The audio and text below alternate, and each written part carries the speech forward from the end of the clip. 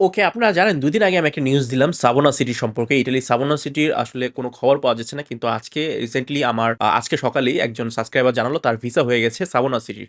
তিনি আমাকে বলেছিল ১১ নভেম্বর ২০২৫ সালে তার একটি কিন্তু রেভোকার পিপোতা থেকে প্যাক আসে যে তার নুলস্থাটা রেভোকা হয়ে যেতে পারে যদি না এই জবাবদিহিটা না দেয়। বিকজ ওখানে আপনার লেখা ছিল আপনার এই পেপারটা দেখেন, এই পেপারের মধ্যে লেখা আছে তার আইটিএল থেকে ফ্লাগ করা হয়েছিল তার নুলস্থা মানে আ কি জব্দ করা হয়েছিল। মানে হচ্ছে একটু ধরে রাখার মতো।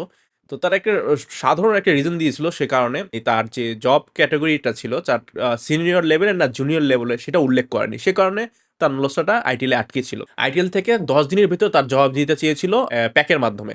সো এই যে ইম্পোর্টেন্ট কথাবার্তাটা সাবোনা সিটির যাদের এই যে এমন ধরনের প্যাক আসছে কিন্তু মালিক রেসপন্স করে নাই ১০ দিনের ভেতরে, তাদের ক্ষেত্রেই কিন্তু এই যে আটকিয়ে আছে।